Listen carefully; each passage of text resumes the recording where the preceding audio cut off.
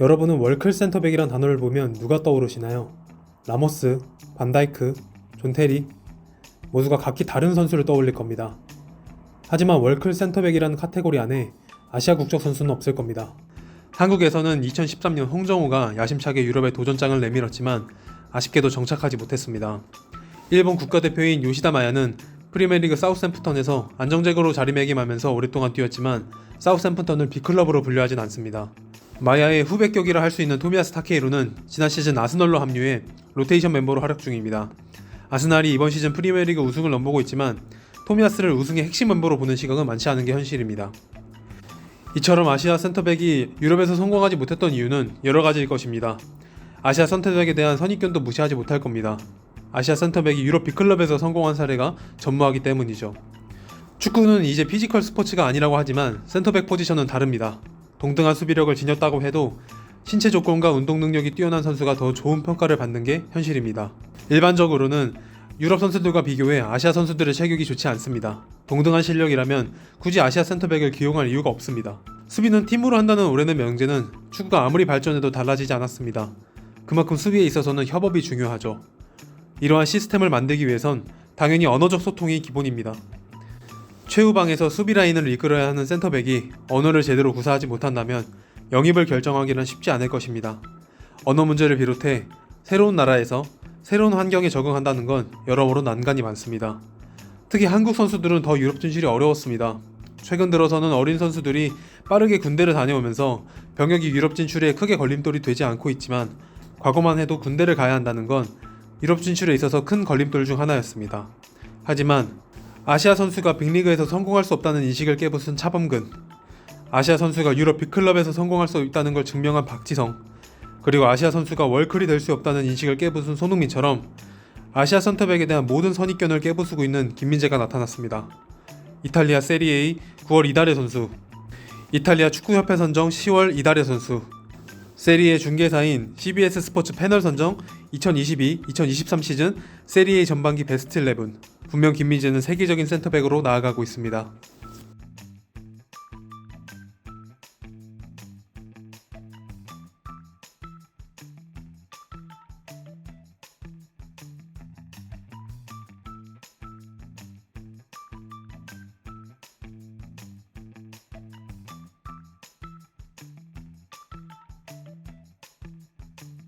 이렇게 김민재의 주가가 폭등하고 있는 중입니다. 그렇다면 김민재는 정말 아시아 축구 역사상 처음으로 유럽 B클럽에서 대단한 성공을 거둔 센터백이 될 수 있을까요? 단순한 성공을 넘어 월드클래스 반열까지 올라설 수 있을까요? 이런 이야기를 나누기 위해선 월드클래스 센터백은 어떤 선수인가에 대한 정의가 먼저 필요할 것 같습니다. 여러분이 생각하시는 월클 센터백의 조건은 무엇인가요? 반다이크의 빌드업, 티아고 실바의 꾸준함, 살리바의 여유, 밀리탕의 터프함, 그바르디올의 대인 수비력. 월클 센터백은 이 모든 걸 완벽하게 갖추고 있어야 됩니다. 그래야 흔히 말하는 월클 논쟁에라도 낄 수 있게 되죠. 이번 시즌이 끝나고 김민재가 만일 나폴리에서 첫 시즌 우승을 거머쥐고 세리에 리그 베스트에 들게 된다면 정말 대단한 업적은 맞습니다. 다만 한 시즌 활약만으로 곧바로 월드클래스 칭호를 받는다는 건 조금 무리가 있습니다. 만약 한 시즌만 잘했다고 모두 월클이라고 친다면 역대 최고 센터백들에게는 다소 억울한 처사죠. 하지만 김민재한테는 월클로 갈 수 있는 능력과 잠재성이 있는 건 분명합니다. 크게 세 가지 능력에서 말씀드리죠. 첫째, 김민재의 신체 능력입니다. 신체 능력, 즉 피지컬이란 말은 통상적으로 뭉뚱그려 말할 때 건장한 체격 조건이라고만 아시는 분들이 많습니다. 반은 맞고 반은 틀린 이야기입니다. 피지컬은 종합적인 신체 능력을 포괄하는 단어입니다. 그러니까 몸을 내가 얼마나 생각한 대로 자유자재로 쓸 수 있는지를 뜻하는 게 피지컬이란 단어입니다. 이 피지컬에는 대표적으로 세 가지 개념이 포함되는데요. 말 그대로 근육이 힘을 얼마나 낼 수 있는지를 결정하는 근력, 근육과 뼈를 얼마나 자유자재로 움직이느냐에 대한 유연성, 그리고 그 행동을 얼마나 빠르게 행동으로 이행할 수 있는지를 보여주는 반응 속도 등이 포함됩니다. 김민재는 이 세 가지가 모두 최상급입니다. 대표적으로 AS 로마전에서 아주 잘 드러났습니다. 김민재가 처음에 에이브라함이 하프스페이스 쪽으로 침투하는 것을 감지하고 달라붙으려고 했습니다. 하지만 패스가 자기보다 에이브라함 쪽으로 더 가깝게 갔기 때문에 김민재는 달려들면 바로 제껴질 것이라고 감지하고 일단 물읍니다. 그리고 에이브라함이 상체 움직임을 통해 왼쪽으로 달려들 것으로 파악하자 곧바로 어깨를 먼저 집어넣고 태클로 멋지게 공을 빼냅니다. 기본적으로 자세를 낮추는 상황에서 저렇게 방향 전환을 용이하게 하려면 하체 근력이 있어야 되고 빠르게 방향 전환을 할 수 있는 유연성, 그리고 행동으로 옮기는 반응 속도까지 동반되어야 가능한 수비 장면입니다. 둘째, 넓은 수비 범위입니다. 김민재는 다른 센터백들보다 훨씬 넓은 커버 범위를 가집니다.